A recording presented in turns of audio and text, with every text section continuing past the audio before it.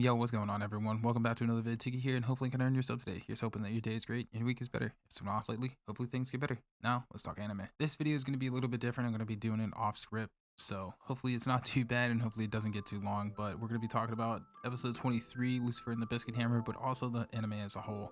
Now, number 1, how the spear, cloak, and chains work was never explained. Mamiya ran across a bunch of platforms that really had no obstacle, had to collect past versions of himself in order to unlock the spear, cloak, and chain. Why? It kind of was just a thing that was just to fill time because there wasn't any real obstacle or any real struggle for him to get these items. Then after, he's not even the one to use them, Enema's the one to use them, and then he also gets invincible some way with this spear, which isn't really ever explained. It's just like, oh, I love this guy. Then he gets the power. Kind of dumb, really bad pacing on it too, and doesn't make any sense because we have no background to it. Akane being asleep felt like forced comedy as well. It was at a very unusual point. It happened right after Momio threw Shimaki to the ground, which you can see they used the same clip 3 times. The first time they used it before Shimaki was thrown to the ground, then after Shimaki had been thrown to the ground and knocked out, somehow he appears behind Momia on top of the mountain again, and then they open with the same clip, the same mistake. So they had it twice in a row. They ended with it and opened with it. Throughout the 2 crews, you can see with every episode that the quality of anime would start to deteriorate. This is evident when comparing the early episodes to the second cur. So with number 3, you can see this with episode 1, 2, and 3, I think are the best ones because you have Amamiya and Samidare being up on the rooftop looking at the Biscuit Hammer, and you can see the quality of artwork that they have. Also, you can see the carefulness that they used in mixing the colors. You can also see the carefulness in how they set the hue saturation levels, although there are a couple frames where you will see that they were turned down and kind of messed up a little bit, but throughout those 3 episodes, I would say that it was pretty consistent. Now, number 4, using VFX that looks to be from the early 2000s. I'm talking around the time of South Park the movie was made. That's when here in the States you started seeing better VFX and animation, and this is pretty much like 2000 or 2004, 2002, something like that. And this is the scene where Enemas is throwing up blood. I think it's around 2048 in episode 22, and that effect was actually used in season 4 and after in South Park. So it's a very, very old VFX, and I don't see it used too often. That was actually the first time I had seen it used in a very long time. So, and I'm not an expert in animation, but I will say this, that it looked really horrible because it looked like a sticker CGI effect. I learned from Thomas. Oh, you had to bring your sticker book, did I you? always bring my stickers with me, you know that.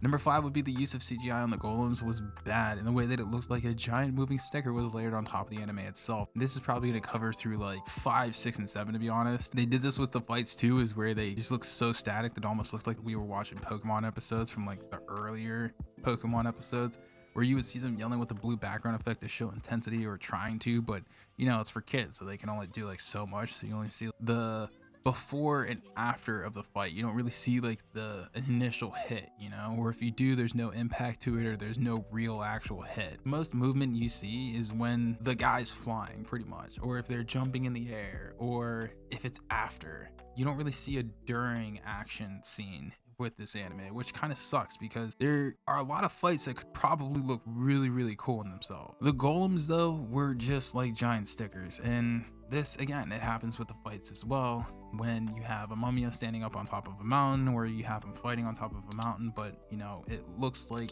the characters are kind of just layered on top of this background, like it's just Photoshop, you know, like it looks like they're pretty much just masks, like green screen masks, and then they're put on this background that just doesn't work. The scenery and the character just don't blend or mesh with each other at all. Number 7 would be, because I said before 5, 6, 5, and 6, but number 7 would be, what rating were they going for? They lay out the fights and some of the animation as if it was a kids show, but where they should show large amounts of blood, they kind of decide not to, as if it was, you know, getting too gory, and they needed to stay to a kids audience. So it was very confusing. So what was the goal rating here? You can see how little they have in the budget when you see the characters cry. The background and the characters are static, but the tears and eyes are the only parts that have movement to them. This told me one of 2 things: either the studio just wants the anime to be done and over with and wants not to spend a lot of money on this title, or they really just don't give a shit. Number 9 would be that the happy ending for this anime was not set up correctly at all. The ending with Amamiya and Samidare was rushed as fuck, and I don't need to read the manga to see that. How he talks her down is almost without any effort for someone who was set on destroying the world. And her resolve at one point was at an all-time high in the first cur, and her development of being able to accept the world and how it is and how she must leave it wasn't really done. If it was supposed to be one of those twists, it wasn't executed properly, because you trying to rush her whole development in that last 2 2 minutes of episode 23, it was stupid, it was unimmersive, and it was a slap in the face to not just someone watching the anime, but it's a huge double slap in the face to the manga readers themselves. Both parties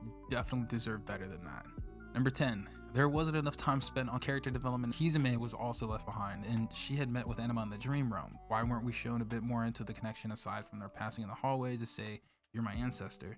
It's just a half-hearted, here you go, here's some info for the character's development, and then that's it. And then you leave it and then you forget about it, and it's just like never talked about. I would like to know what the background is there, not just this passing by or this slight, oh, your ancestors were this and that and the third, because here's the thing. Their ancestors were different because Animus already destroyed that entire universe in time. So every Earth he's destroyed is a different one. So you can't say that the ancestors were the same from that universe when you're on like Universe 8. It's going to be different in some way or another. So give me some more background to that. Mikatsuki is another great example of this flawed development. The connection between Amamiya and Mikatsuki was shown early on when we see them having drinks, but what about the training and the trials in those training sessions? What about the obstacles of self-doubt that they had to overcome with the help of their friend / sparring partner? Where was that? That also makes for great development and also makes for a great story and allows you to connect more when understanding the struggles that they endured. I don't know, man. Number 11, the art team was on point for the first cur, and then something happened, as I said before. You can see the downhill spiral that is the art in this anime. It to me says like that I've been saying the entire time, they either don't care or they needed rest. If they needed rest, I would have gladly waited that whole week or whatever they needed for them to release the next episode, for the team to be both fresh mentally and physically. I mean, the first 3 episodes looked stunning, and then gradually over time we just started getting really bad screw-ups and really bad mess-ups, really bad resolution, really bad in the CGI, really bad in the visual department, and the sound effects department, because you have parts where the subtitles aren't matching what they're saying or they're just entirely off in timing. Lastly, I would say that the anime sci form is what I'm gonna call it. Looks like garbage. I mean, it was so unimaginative, uninspiring. The hammer looked like a World of Warcraft one-handed mace drop. I mean, really, you just make the character look scratchy. In the manga, I can see it being like a whole whoa moment, but for an anime adaptation, it does give you a little bit more range to be creative as long as you're sticking to the story. Animus's form could have been an adaptation that could have been a golem form, possibly, of any kind. When he regenerates, he looks like a golem in a way, or that part that he's regenerating looks golem-like. Or if you want to stay with the psi form, then mix it up. Make him purple and black with a hammer that has stripes, maybe because he was still a child mentally. All in all, this manga title deserved better. It has a great story that was just not told the best way. It was not depicted the best way either. And it's a shame that it didn't receive the love it should have gotten. While I was thinking about this episode, being so mad at this pacing of this entire series, I realized that Lucifer and the Biscuit Hammer is the unwanted stepchild that was pushed across the desk of someone, and they said, what the hell, why not? This anime is like the stepchild that was forced to live in the closet underneath the staircase, and it's a shame. It really is.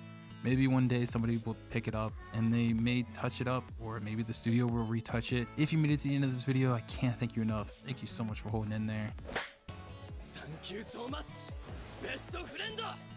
If you enjoyed, please leave a like, comment, and a sub. But most importantly, be extra careful these holidays and this week.